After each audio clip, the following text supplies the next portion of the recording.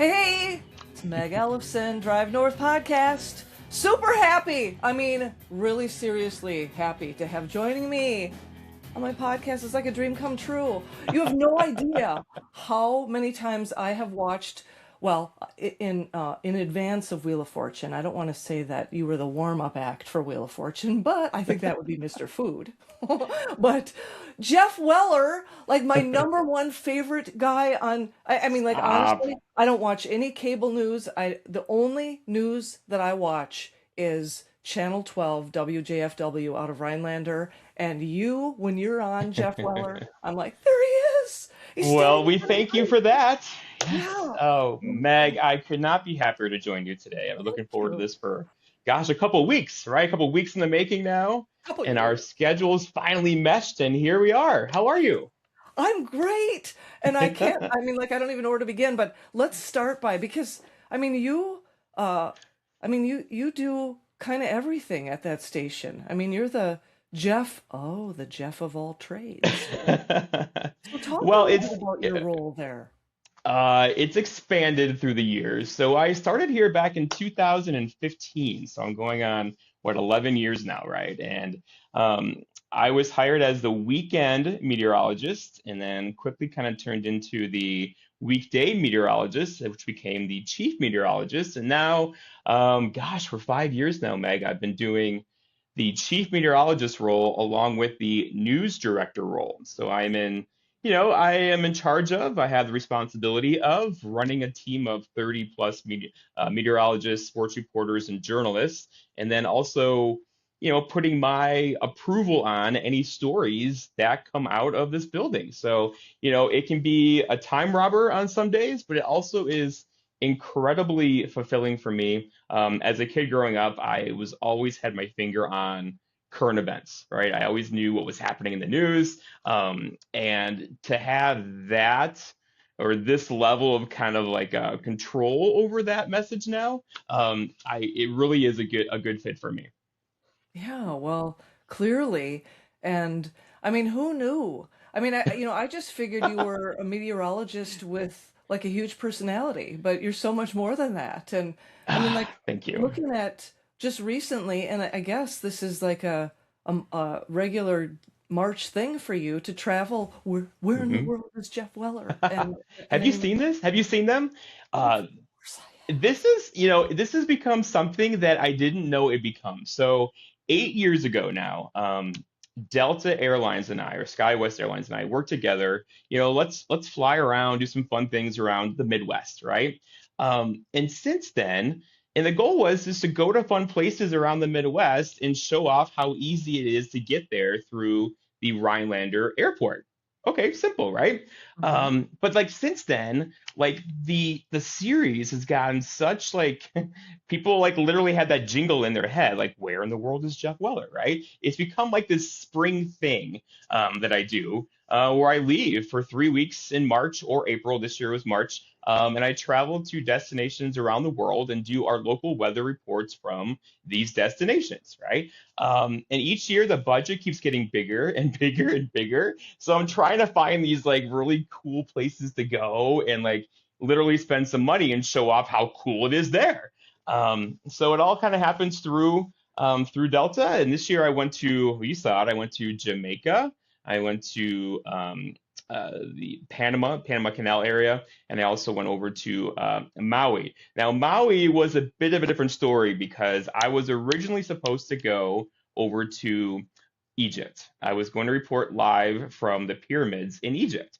And I was so looking forward to this, right? Just to kind of have that visual of the pyramids behind me, talking back to north central Wisconsin. But to broadcast correctly out of Egypt, you have to get special permission from the Egyptian government.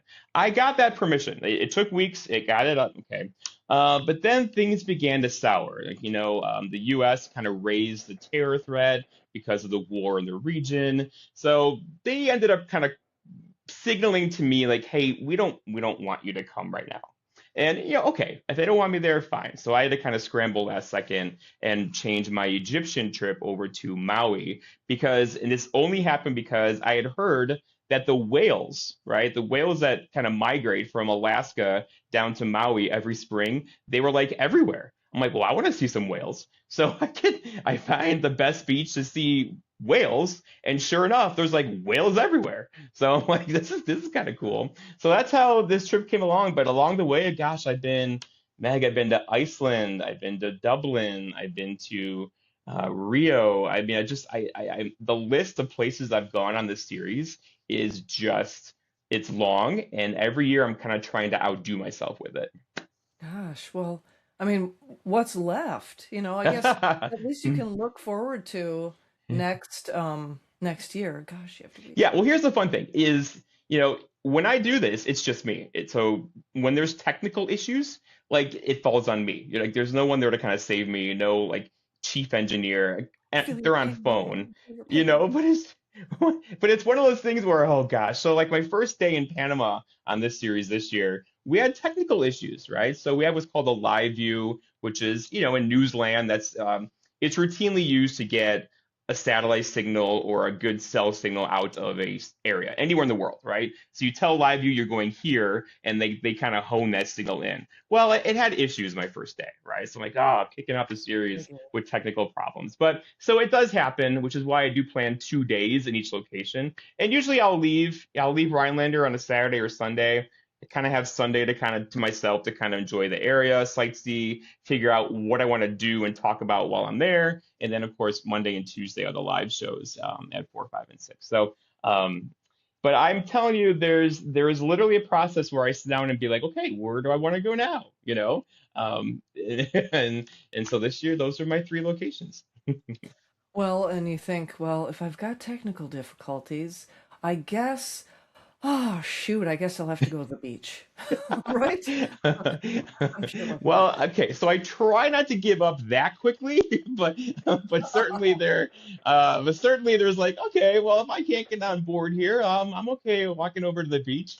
And all 3 locations this year were tropical climates, so it was, that was rough because I knew back home here was going through some things. And by the way, that's the second year this has happened where I go on this trip.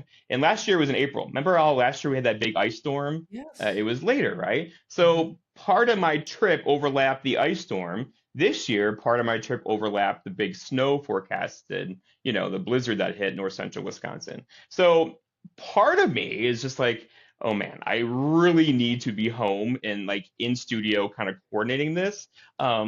But that wasn't the case. So, but you should know, if you're watching that, you should know that, Chase and Devin, my team is very competent. We're in direct communication. I just feel a little weird showing off a tropical island. Meanwhile, back here at home is going through, 1.5 feet of snow. No big deal. Thanks for the sympathy, Jeff. You So didn't hopefully show. it didn't come across as haha suckers, but No, yeah. you're such a chipper guy. I think we all forgave you for it because Yeah, well, thank you very much. somebody's got Yeah, to take one for the team. you gotta have a positive outlook on life, right? Yes, So yes. Well, hey, so you talked about so you've been in this morphed role since 2015. Prior to coming to WJFW, mhm. where in the world was Geoff Weller? So right out of college, first of all, I knew when I was 5 that I wanted to be a meteorologist, right? On family trips, spring break trips down to Florida, um, my sister and I could bring a friend with, and we did every time. And instead of being like outside on the beach, I would be inside watching the Weather Channel. Oh, So I knew then fun. something was wrong. I knew that something was wrong, and my family knew something was wrong, right? And then I kind of honed that, and then eventually I got into the best meteorology school in the country, which is OU in Oklahoma, right? At the time, it was the best research meteorology school. Also, around that time was the time the movie The Twister was coming out. Twister was Oh, coming yeah. out, right? So, Hmm. which is a funny story there is I got into the college I wanted to get into, um, and I ended up picking up different internships in Oklahoma City while I was there. 2 of the people that are in that movie I interned with, which is really, really cool. One of them just passed away. His name is Gary England. But like I developed these really cool mentorships while I was in college. And gosh, I was a kid in a candy store. So throughout the day, I'm learning, meteorology with students and people just geeky as I am about meteorology, right? Which was my first kind of experience with that. When you go to college and you're in a room of people like with your major, and those people they're interested in the same things you are, and you realize that, and it's kind of like, this is cool. All right, we're all a little geeky here, right? And then, eventually in meteorology land, you peel off and go kind of like the on camera side of things, or like behind the camera National Weather Service work. I knew I wanted to work on TV and on camera. But I ended up picking up an internship at Fox 25 in Oklahoma City. And this picture of my day, throughout the day, I'm learning at school in Norman. And then at night, I go or afternoon, up to Fox 25 in Oklahoma City. And literally, my job was to find tornadoes. They would literally hand me the key to the satellite truck and say, "Hey, Geoff, go find a tornado. And when you do, press this button. We want to go to you live and hear your report." So my college experience, Meg, was something out of a fairy tale. So I intercepted 44 tornadoes while I was there, Oh my right? And I God. feel like, looking back now, I feel like I had the best like college experience anybody could possibly have, right? Out of college, I did something different though. I chased the money. Um, and I got into restaurants for a while. In college, I ended up working at a couple of restaurants just for extra money, and then I found out that I liked it. I liked it a lot. Like this interaction with the people, and then all of a sudden I'm being asked to like manage shifts, and I became like a general manager of one of these restaurants. When you're 24 years old, I think it was 25, and here's, somebody's offering you, here's $75,000 to come run our restaurant, and I liked it. I'm like, oh, I should probably go do that for a while. It just hit differently then. So I did that for 10 years. I ended up working for, or ending my career in restaurants with the Cheesecake Factory, which you're sure you've heard of, Yeah. right? And I worked for them. I was kind of like a traveling manager, where I kind of went into, I would say, underperforming restaurants and helped fix what was wrong. And I like that because I was single at the time, and they would house me for like 6 months, and then move me to the next place, and I loved it. It made a crap ton of money, but you have no life. Like, you're literally working 120 hours a week, right? Wow. So it just became, I knew I wasn't going to, I couldn't do this forever. I couldn't do that Mhm. forever. So I ended up giving them about a year's notice. I was working at the Cheesecake Factory in Chicago. A year's notice, and they still asked me to stay on longer, which made me laugh a little bit, and I did, extra 3 months. And then picked up an internship back in meteorology, with Cameron Moreland over at NBC 26 in Green Bay. Um, and I've always been a fan of Cameron, and he said yes. And I'm like, great, let's do this. So I knew I had to kind of, sharpen my skills, or kind of like shake the rust off a little bit before I could apply to newsrooms or apply to TV stations to have them hire me, because I've been out of the business for, at that point, it had been like 9 years, right? So I did that, and then I applied, and I knew I wanted to work in north central Wisconsin because my family has a lake house in Amherst, which is down just southeast of Stevens Point.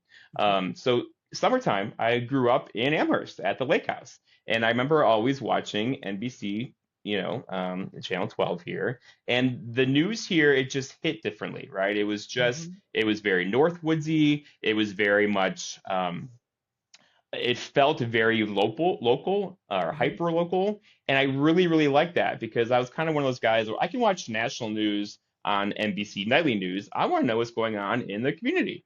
Right. This station has always kind of been good at that, right? Through different reasons. At some points it was because of staffing levels and pay and that kind of stuff. Now it's because we choose to do that. Like, we choose to focus on local, and there's lots of times you'll watch our A block, which is the first 8 minutes of a show before the first commercial break, and the first five stories will be all local stuff, right? Meanwhile, our competition will have what's Trump doing today, or what's happening nationally. I want to show off people doing great things in Northwoods. So yeah, so I got on board here, and gosh, that was 2015, and no regrets. Certainly along the way, I get asked all the time, like, why haven't you moved on to a bigger market? And that's one of my pet peeves, right? Because like this is market 133, kind of middle of the pack in terms of TV markets. You can build a career here. Um, and the problem is this station had a long history of hiring people, hiring journalists, hiring anchors, training them. They got really good at what they did, and then they left right away. Like they were here for a year. So it kind of had this reputation of, well, as soon as you get to like somebody, they move on. Well, I wanted to fix that, right? And that started with paying people what they were worth because you kind of start to get really good at this job about a year in, and then that's when we were saying goodbye to everybody. Like, well, we got to stop that. So there's been a long process of working through our station owners, through my GM, through others, literally doubling starting salaries, getting people to sign longer contracts because I want the people I put in front of you at home to be somebody you feel like you've known for a long time, not somebody who's been in that position for 6 months. And we've done that. The entire crew is basically signed,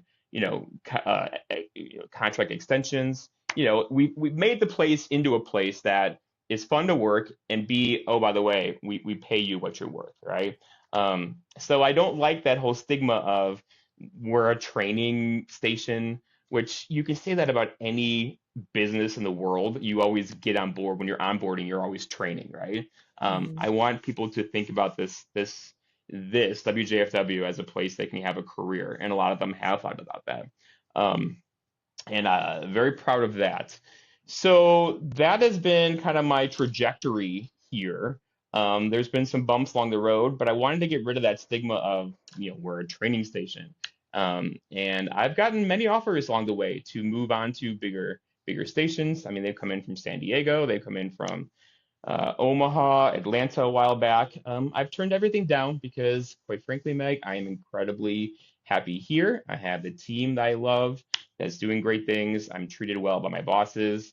I live in a part of the country that is challenging weather-wise, and I'm given all the responsibility in the world to make a difference. So why would I leave that? Yay! And Yeah. how dare you even consider it? Just kidding. I know you didn't. Not even considered, really. Yeah. I mean, like, granted, like when people make you an offer and it's like, I know. that'd be fun. Feels But like good. when the San Diego offer came a couple of years back, I'm like, gosh, that'd be boring, right? I mean, the weather in San Diego is sunny and 70. You turn into Ron Burgundy, right? It's just kind of sunny and 70. And I need more of a challenge in that. And certainly, we are challenged meteorologically very much so here in north central Wisconsin. That's for a meteorologist, that's kind of a fun place to live. Well, and I think that's the beauty, I guess. And I mean, we're on the tail end of winter, so I think we have a more optimistic attitude about spring on being on the cusp of spring. Yeah. But it is nice to have that variety of I mean, if nothing else in life, we can always count on the weather to be different. There's a different kind of like spirit in the air right now. You can feel it, right? That optimistic spring thing. Yeah. And I tell you, it's funny. I'll tell you, um, I hit my wall pretty much on February 1st. Like I'm kind of ready for spring to roll around on February 1st, right? Mhm. Because the holidays are over. We've had our chance to play in January. The snow trails are usually open. This year they're open much longer than that. But then like February 1st, I'm kind of like, okay, I'm ready for warmer temperatures. And in the beginning, I used to say that kind of on TV. I stopped because, the chambers of commerce were getting mad at me, thinking I was scaring away people from visiting the Northwoods. Oh. But I get it. I get it. I get it. I get it. Part of what my job is, and I thoroughly embrace this, is I am part cheerleader for the Northwoods, right? The Like you often ambassador, man. you often hear me on TV. I'll be like, hey guys, if you're watching online from Minnesota, Chicago, Madison, come up here this weekend because the weather's fantastic. The snow trails are awesome. The ski resorts are open. Let's do this, right? Mhm. So I understand what that is, and I really think it's kind of cool. I have a platform to kind of encourage people to come, visit a place of the country that I really, really love. Well, so I will admit that I'm like a tiny weather geek myself. I mean, we have like a weather station, and I mean, it is there's something about I used to joke when I was on the radio with we get a report from some other meteorologist who will remain unnamed. Are you But cheating I on me, Meg? Are you no, cheating on me? no, not anymore. No, I mean, but I just used to joke that it's like game day when there's some sort of inclement weather Yeah. going on, and it's exciting. And I mean, I get how you must have been like, oh my gosh, I get to chase tornadoes in college, and Hmm. and I like we have I just minor stuff, but I pay attention obviously to, ooh, is it windy out, or is Hmm. it, what the temperature is, but even I think I got inherited some of that from my dad because when he passed away, he gave me this, I don't know, like this weather, well, he didn't give it to me. I ended up getting it, but like this little weather station that Hmm.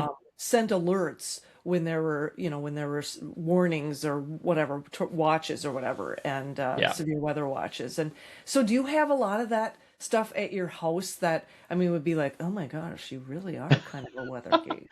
Yes, I have firmly embraced the geekiness of who I am and what I am. I have weather stations at my house. I have weather stations at my lake house. I have, of course, all the technology in the world is here at work as well. Sure. You should maybe next time we do this again, I'll show you our weather cave. I can do it from our weather cave, and it really is. It's like Star Trek in there. It's really Oh, sophisticated, cool. and there's like 15 video monitors and like computer. It's cool. It's really cool. So I get to go back there and geek out. And quite frankly, you know, how many years into this, I when I open the door to that weather cave, it's just like I'm a kid in a candy store. Like, okay, let's go make a forecast, right? And like that process of forecast making, and then going on TV and sharing that thought, or what I landed on with thousands of people every night, it's kind of meaningful stuff. And I hopefully that will never leave me. Well, and I mean, you really do. I mean, not to lay it on too thick, but I mean, it's very apparent when you are on camera. I mean, that and I mean, you kind of have this this spirit. I don't know how to describe it. I'm not doing it well, but even just amongst your colleagues, when you guys are all on camera together, it's just you just are fun, and it goes beyond. This will sound too, like philosophical. It transcends the weather because, and I mean, it was very clear that there's more to what your job or what you're doing than just giving a like just giving your viewers a weather report. And I mean, it's just fun, and it's very clear that you really enjoy what you're doing, and it's inspiring. I mean, for anybody, I think that's watching, that's like, wow, I want to love my job like Geoff Weller does. Yeah, thank you for that. I appreciate that, and I do get that a lot. I get a lot of emails from people saying you are so into this, right? Like I'm jealous of how much you're into this kind of thing, right? And I take that as a full compliment because that just means I love what I do. Um, Also understanding the responsibility that goes with that as well. Of course, there's always during a severe weather outbreak, the tone becomes a bit more serious, right? The longest I've ever been on TV straight Oh is yeah. 3 hours and 13 minutes. 3 hours and 13 minutes. I remember that Wow. day because I broke into the end of NBC Nightly News, right? Broke into and we so I preempted our 6 o'clock show, preempted like Wheel of Fortune, and then kept going into How prime dare time. you. I think it was The Voice, and this was back a few years back. It was the Chautauqua tornado storm that came through north central Wisconsin. It was kind of heading toward Tomahawk, then Anago. But it was just me that day. And I remember 3 hours and 13 minutes. I had to go to the bathroom halfway through it. I'm like, okay, we're gonna keep doing this. And then I was very proud when I finally handed it over to NBC of the content we put out that day, and the backside team that supported my work that made me look good on TV, right? So that was a thing. But you're right. There's um, this job is fun. This job is fun. There's times, it absolutely is stressful. There's lots of F bombs that drop around here every once in a while when things go sideways. Because deadlines are real. The 5 o'clock show is coming. The 4 o'clock You gotta show is be coming. on the hour, man. You If gotta. we're not ready, we look silly, right? So I always say when the F bombs start flying, it's because we care, right? It's not because someone didn't do something. It's just because There's just been so much that day that we had to kind of control and funnel into the show that we're just a little behind schedule. But there's some tense moments every now and then. I don't know if I want to stump you because I sort of feel like you would be you're kind of a person that if you had this, you would probably have already achieved all of it. But do you have a bucket list? And if so, what's on it? A bucket list and what is on it. Or maybe, I mean, you could just say one thing if you don't want to divulge too much. Um, TMI. Gosh, what is on? I feel like the one place I've fallen short, I would say, is for a while there, I was going for my master's degree and I stopped doing it. I stopped doing it and I partially have a little bit of regrets of not finishing that, so that would be on my bucket list to finish at some time before I die kind of thing, which hopefully isn't soon. The bucket list for me is I wanted to, my dad's an educator, and I really, really, really wanted to educate people on meteorology and sometimes complicated meteorological concepts in a 4 to 5 minute weather stretch, right? Um, and I think I found that doing it on TV is a little rough. Recently I just completed my 415th school talk, 415th school Oh. talk where I go to different schools in the area and I talk with kids of all ages and different professions and I literally have school talks made up for like kindergarten through third, third through eighth grade, eighth through high school. And it's so freaking rewarding for me when I go in there and do these, right? So I'm over 400 of those now, which it's a lot. But there's nothing better when a teacher reaches out and says, "Hey, you're here last year. Can we have you back?" And I'm like, "Absolutely," right? Um, Bucket list for me now is I'm also a pilot. I'm a CFI, a certified flight instructor. Cool. I got my license, all of them back in 2008, and I wish I used them more. Meaning, I thought I could do this job, right, and the requirements of this job, and also handle teaching people aviation on the side. I do teach an aviation meteorology class over at Nicolay, but I want to take on some students again. So my bucket list is to somehow find the time to manage doing this with the attention it needs, and then also taking on a few students to teach them aviation, which has been kind of like my second professional passion behind meteorology. Okay, so I guess on that, um, like as a segue, or it's very it's a good transition. Would you what kind of advice would you give? Well, this is a two-part question. What kind of Mhm. advice would you give um, your younger Geoff Weller, your younger self, and what kind of advice would you give someone that was is in college maybe and maybe is thinking about pursuing a meteorology career or a restaurant career because evidently Mhm. you had both. But I mean, Yeah. what advice would you give yourself and advice would you give uh, young people as well? Younger Jeff, I would say don't wait. Don't wait. Because I'm one of those guys where I think I'm like you, Meg, where I have lots of random thoughts in my head and lots of things I want to do. And then somehow you find an excuse to let's not do those right now, right? Um, I have learned to do those right now. Do them now, right? Don't wait. Don't put them off. Do things as you think of them because those things you're thinking of make you happy, you know? And added to that would be don't be afraid to make mistakes, right? Try the hard things, right? And if you make a mistake at it, okay. I teach my team here all the time. Like, I want you to try this. If it doesn't work, okay, now we know, right? But I want you to try it. Okay. So that is probably my best advice to my old self is don't wait. And don't let things pile up. Just do them as they come, or you have the ability to do them. Um, Secondly, would be to aspiring meteorologists. I would say you know when you know, right? Like Meg, you have a bit of the meteorology bug in you, right?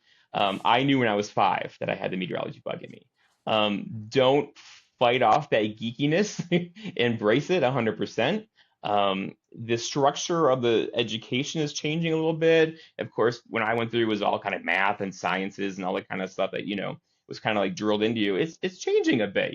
Computer technology is changing that. But I would say to um, go after, and there was something for me about knowing what I wanted to do when I was 5 years old, and not and knowing I could always go back to it, right? So I had to lay that education groundwork, knowing at some point I was going to revisit this again. Even though I chased the money out of college into the business world, I had to try it. Even though I took 6 months off of work and got my flight instructor licenses, which is, a lot of work and a lot of pain to get that, but I have it, right? So now I can use those in a way that can help other people. So don't wait and embrace the geekiness and be yourself is, I think, the things I can say. I mean, there's times I'm doing the weather forecast. I'll be doing it here tonight at 5 o'clock or 4 o'clock, and I look into the camera and be like, there's a lot of people in there. I mean, I see the ratings. I see the ratings, and it's just like, okay, yeah, is what I have to say meaningful to them, or have I dumbed it down too much to where they just think my forecasts are bland, right? So I try to find that happy balance of, yeah, this is how I tell my team this, right? Tell the viewers something that the next day, when they're at the diner with their friend at the Friendship House tomorrow morning, they can say, "Did you hear Geoff say this yesterday? That's kind of cool, right?" Some kind of statistic, some kind of geeky weather knowledge. In my world, I like to take cameras from all over the world and kind of show, here's the North Pole. It's 30 degrees below zero there right now. I kind of do that where I'm not just stuck in north central Wisconsin, because weather is so much more than just that. Okay, so I've got some maybe rapid fire questions for you. You Ready? talked about that movie Twister. Uh, Um, would you say that's your favorite movie, or is there a movie that you would watch over and over again, or that you turn on the TV and you're flipping through channels and it's like, oh, Castaway's on. I gotta watch that again. I mean, is there other movies like that for you? okay, so right now, Twister is still top of the list. I Ooh. will say Top Gun Maverick is pretty high up there as well. And honestly, if I want to like be put into a good mood, this is gonna sound really weird. I watched The Greatest Showman. Aw. You know what I mean? I don't know. There's something about like a fast-paced, good story musical that kind of gets my juices flowing. I feel like you maybe honorable mention for you, and I don't want to give you, put words in your mouth, but what about Groundhog Day with Bill Murray? Ah, yeah, those kind of quirky weather-related things. There's that one. Yes, so that is on the list. But I feel like I don't know. It's like once you've seen those like 2 or 3 times, like it's kind of like, okay, I can move on. Right. I can definitely move on Tell me from they made that. a sequel. So, Yeah. how about because you obviously are a personality yourself, and Hmm. um, you travel around a bit, and especially in the community, is Yeah. there a famous person that uh, you've already met, that you want to share who it was and the encounter, or is there someone that you hope to meet someday that is a hero of yours or something? So I have my professional people. I told you one of them was Gary England. He ran. He was chief meteorologist at the CBS station in Oklahoma City. He was kind of like that guy that took me under his, just a lot of. He recently passed away, but just a ton of respect there. In terms of a celebrity kind of crush or oh my gosh, this happened to me. Um, did you remember Adriana Davalos? Adriana, she and I used to anchor the 4 o'clock show together. She loved surprising me. Well, she one day she surprised me. She anchored the 4 o'clock show, and there were days she literally legit, which would not tell me what was on the show that day because she wanted my genuine reaction to things. Okay. It used to drive me crazy, but I kind of just embraced it, knowing she would never put me into a position that I would embarrass myself. Okay. With that said, what she set up a Zoom interview with all 4 coaches from The Voice. right? Hmm. So, and that was it was like Adam Levine, who was, what's his name, the country guy, Tr- Blake uh, Shelton, yep. Uh-huh. Christina Aguilera, and I forgot the fourth person. So all of a sudden, they appear in the monitor. We're recording, and I'm like, the question goes to me, and I'm like, uh. So like these are What? like A-list uber famous people, right? Sure. Um, Now I will say that the biggest one I've ever met, that I think is just, um, meaningful to me, was Julia Roberts. Julia Oh, Roberts really? was, yeah, yeah, yeah. And I will Is say she that this as hand, beautiful in this, person as she is on camera? yep, yes, yes, yes. And this hand has shaken the hand of Miss Taylor Swift. I met Oh, her in Houston. wow. I met her in Houston. Wow. So there are people I've met along the way where I Mhm. don't know if I have like a celebrity like geek out. Like I see it kind of differently now because I'm in the media and I kind of see that world differently. But there are certainly people that I'm like, wow, you're really famous. And my first kind of question for them is like, how do you handle the pressure? Like, how do you handle this world? You know what I mean? Because I know my world and I have the weight what I have, but it's just like you got so much more than that. So I have a little bit of empathy for what they are, also understanding they have millions of dollars, right? So it's just like Right. the empathy only goes so far.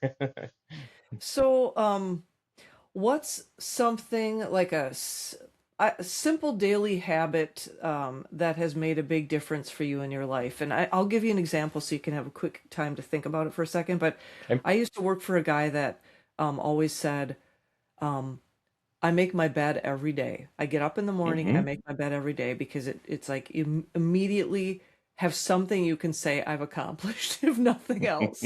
And so that, as an example, that I mean, I don't, my husband sometimes makes the bed, so I don't get Yeah. that. But So I do make my bed every day. It gives me that feeling of being organized, right? And I need that feeling to function. I would say the biggest, part of my day is I have a routine that I don't stray from, right? So I know if I'm off schedule, behind schedule, ahead of schedule, I that just that knowing what's ahead and behind, I need to know that, or it bugs me. It just kind of bugs me. So I would say a structured routine in my day, I have it. I have it, and I rarely stray from it. Um, Days off are often weird for me because I'll leave myself some time just for to do whatever, and I don't know what to do with myself. I will say, hey, I do have a superpower though. I didn't tell you about this. I have oh, tell me. my superpower. You might laugh at this. Is every night since we're talking making the bed, right? You signal me there. I somehow in my sleep remove all of the pillow covers. Like literally Really? every morning I wake up and all four pillow covers are not on the pillows. So I don't know how I do this. It's just something I do. Maybe someone sneaks in your house and does it as a No, practical joke. I've caught myself doing it. You know, I've caught That's myself so doing it, and wild. it's the strangest thing. Gosh, And have it's you just one of have those. you asked ChatGPT what that could be? I mean, maybe I that's have not. you I can have not solve. asked ChatGPT, but Wow, that's good. I call it my superpower because it is just weird that when I talk about it, no one else seems to have that issue. No. I might have to do some research on that for you. And yeah, it maybe it just has. I don't know. I can only speculate. So we can't go without talking about your faithful sidekick Theo, right? Your Oh dog. yeah, he's right here behind underneath me Yes. here. Oh, So he had a Theo had a baby. busy morning. Oh, he So did. all right, so Theo, you guys all know Theo. I just got lucky. You know, he's 6 years old now, but since he was 2.5 months old, I've been bringing him to work with me. I wanted I wanted our audience to grow up with Theo, right? Or Theo grow up with our audience. Mhm. So I've routinely had him on the shows. Through the years, we've had him. We have a thing called the Theo Cam, you know, where the camera follows him around the studio. Yeah. And it's actually kind of funny. And through the years now, of course I host the 4 o'clock show, up North at 4. Oftentimes the guests that come on the 4 o'clock show, they're nervous. Theo has turned into something of a therapy dog, where he comes over and like he makes people feel less nervous. And that was something I wasn't expecting to have happen, but it's kind of happened through time. So yes, he's my trusty sidekick. He just turned 6. He had a busy morning because he decided to capture a turkey this morning. Oh, Yeah, he decided to have turkey for breakfast, and he caught his own turkey. oh, all right. Which I can't blame him Good too much. job, Theo. I've had him on he's on a raw food diet like his entire life. Like he doesn't eat kibble. He eats, I literally give him a turkey breast or a chicken breast or a Like hamburger. carrots or Um, something? Or... yeah, it's well balanced, but so I understand it. But like he had a good breakfast with turkey this morning. So, but yeah, I've been lucky. I work in a place where my bosses were like, heck yeah, Theo's the guy. He's become kind of our mascot. His paw print is in the cement outside the front door here at the studio. Oh, So we've just embraced that, and to me, it's very Northwoodsy. It's very out in public. I get asked as much about Theo as I get asked about any other people I work with. Um, and it's just one of those things where you're not going to get that at a TV station in Chicago or in Rochester or I mean that it just doesn't happen, right? It's something about the Northwoods that allowed me to do this and have him be, kind of a prominent um, animal or pet on TV with me. And personality. no regrets. He's fantastic. He's sleeping under my feet right now Oh. because he's had that busy morning. So yep, And Theo's doing well. He just turned 6 years old. well, and I guess I have to tell you that don't sell yourself short because I know that the Northwoods is a wonderful place to be. It's a very Mhm, unique part of I want to say it's just like a hidden gem in this country and but mhm. you you also are a gem. I mean, Aw, I really mean that. I mean, it's rare, I think, to find someone that has uh, such a great personality. You feel like. I mean, when I watch, I feel like I remember watching. When we say we would turn on. And I mean, we used to catch like the end of the news, and then mhm. I was just like, oh my gosh, we are missing out. We got to get the TV on at 6 o'clock because then, obviously, Wheel of Fortune. I know I sound Mhm. like I'm 80 years old and I should be in a rocking chair, but No? I love Wheel of Fortune. But so Yes. we just started watching it, and then I remember saying to my husband, I'm like, who is this guy? He's great. And I mean, we just immediately became big fans, and it was just like it was no longer, oh, this is the show that's on before Wheel of Fortune. It's like, oh, let's Mhm. watch the Channel 12 news because Geoff Weller's going to be on. And I mean, you really are a unique individual, and I mean that really is part of Well, what my makes bosses, I'm sure, are glad you're saying that, so I it's appreciate true. that. And I am It's true. too. Again, I'm completely happy here. I'm glad that my personality kind of comes through. And you're not alone in terms of Jeopardy and Wheel of Fortune. I see the ratings, and a lot of people are like you. They watch Wheel of Fortune, and they're not all 80, don't worry. 75. So yeah. I mean, this is. I'm not sure. I thought when I started here 10, 11 years ago that this was going to be the place where my career would just kind of like flourish and I would get involved with the community and do all the things I do and be rewarded by the WBA and other networks in terms of my content. But here we are, and I think obviously there's some hard work in there, but also I think it just stayed true to myself and just did what I love.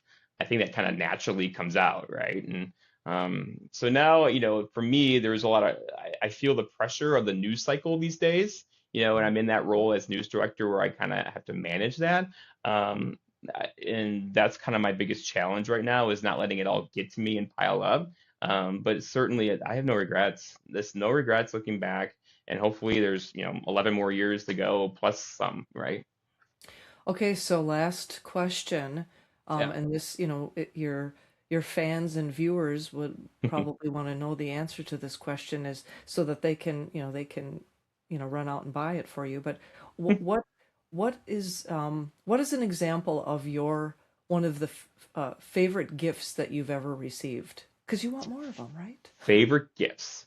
Yeah, Um, something weather Gosh. related. Well, here's the thing. I kind of have everything I Yeah, need weather related. I know. Um, For me, I think a favorite gift would be, um, gosh, something for I my favorite place to go right now is my lake house down in Amherst, right? So something cottagey that I can, remember and look at this object and think of the people who appreciate what I do. I think that would be something really meaningful to me. Nothing expensive, but just kind of meaningful. Obviously I have all my rewards and things in a cabinet in my office, but it's just like I don't need that to say or to think I'm doing a good job. The bigger reaction I get is from people like you who say, you know what? I tuned in because I saw you at the end of the show to watch Wheel of Fortune, and then but something just made me gravitate to you, and that's I don't know, Meg. That's meaningful stuff to me. Yeah, like I mean, seriously, I like you. I mean, it was really hard for me to get accustomed to Ryan Seacrest because I loved Pat Sajak, and now that it was kind of like Pat Sajak, Geoff Weller, and Ryan Seacrest, and now that Pat Mhm. Sajak is out of the picture, you're number one. And I don't want to No. sound like a weird fangirl, but it's I really like I don't know, it's kind of a nice break from just I know it's a news show, but again, you guys are so unique in that as you were describing at the beginning of our conversation, you focus so much more on the community and what's Mhm. going on and really what's interesting and what's meaningful to the people that, your viewers. And I mean, everybody needs an escape from the garbage that we see on the news and social media, and you guys Mhm. provide that. I mean, I'm so grateful for it. It's like, yes, I Yeah. love the fact that we can just sort of escape for, well, now it's a whole hour because it's from 6 to 7. Yeah. As, And that's on purpose, Meg. It really is. I mean, I would rather lead our show with a bake sale in Anago, right? Than something happening nationally that's just gonna tear people apart. You know right, what I mean? right. And And and people so are and so those are divided. those are the decisions I get to make, and I make them. And it's we if you watch today, our first five stories will probably be everything local. They'll all be local, right? It's working. It's working for you, Thanks. and keep it up. And yeah, well, Thank you. I know that you probably have. Well, I don't know. Maybe you got to take Theo out for a walk, or take get. No, we already went dog parking today. Oh, you did. Next up is I'm shooting some promos.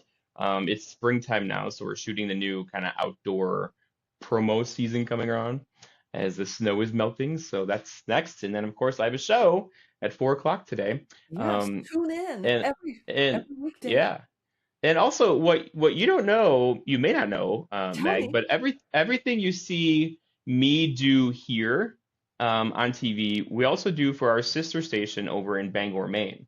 It's an ABC and Fox TV station. So these two Oh, stations have one owner, and it was 6 years ago now. They asked if we could come, if we would be the sole weather department, right?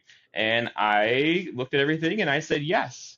Over in Bangor, Maine, if you ever go over that way, ABC, Fox ABC 7, I am on their 5 o'clock news or 6 o'clock news or 10 o'clock news. It's what it is. I go over there like 3 times a year. We'll shoot promos and things. It's certainly very strange not being there. It is a mind-numbing mess if they have like a huge winter storm and we have a huge winter storm. Like keeping them separate in my head is a thing, because so two it can different be a lot. languages. Ah, But we record their news a little bit before our news every day, and it's worked for 6 years. Um, it was kind of funny. Was it 3 years ago now? I was nominated for an award with the Maine Broadcasters Association, like Best Weathercast Award. But France. they didn't know that we weren't there. I mean, so Oh, you had to be in state to win this award. So we told them then, but that's a compliment because we make it kind of seem totally. like, Right. we make it seem like, I mean, my interaction with the anchors is just like you see Dan and I or Jake and I or Lily and I do here, right? I know who the anchors are. We toss back and forth to each other. It's fine, but it really is an interesting tidbit about what my day is like here because everything you see me doing on TV live, I'm also doing recorded just before the show for So our station. Do you take on an East Coast accent when you're doing that? There's a couple of the town names where I have struggled with it, like Machias and Kennebunkport and all these, Oh, you know, I mean, you try to have a little twang to it, right? Or at least the right. best you can. That what you think should be like a Boston accent is not really. It's more of Maine has its own kind of thing, right? It's not all Boston. So yes, we've been called out for our lack of accents sometimes. Viewers, are just like, but From that's just, there, they say you yeah, have a from lack of an there. accent? Yeah, Oh, yeah, okay. yeah, yeah. Uh, They're like, are do you around here? You don't talk do like they us, ever say kind of anything thing. about being from well, do they ever say that you have a Midwestern accent? Do you ever get that? Yes, yes, yes, yes, yes, yes. So I mean, Yeah. it's not like we keep it a secret. We don't lie to anybody, kind of thing. But Right. it's one of those like, if they email the station there, they can see that the email goes to me here, kind of thing. So yeah, they do. But it's kind of fun. I enjoy it. It's fun having that responsibility for our East Coast station as Yeah. well. I don't know how you fit all the things that you do into one day, Jeff. It's It's just a lot I'm sometimes. I'm a fan, man. Have I Thank you so much. communicated that enough? No, but well, so I'll let you get back to your busy day, and thank you so much for Sure. Thanks for inviting honoring me me on. with your I presence. appreciated this. Yeah, This is well, me fun. Let's too. do. Can we do it again sometime? Are you kidding me? You're asking me? Okay. I want for Just sure. Let's make it a regular gig. I mean, we can, just we ask. You can have my just number. okay. Well, I know it. I know how to find you, mister. So yes. Well, give Theo a good pat for me, and I I will. look forward to our next conversation. Geoff Weller from WJFW, and of course, he's so much more than a meteorologist, weather guru, news director at the station. Thanks again. I Yep. really appreciate it. Take care. Have a great day. See you later. Bye bye. Bye.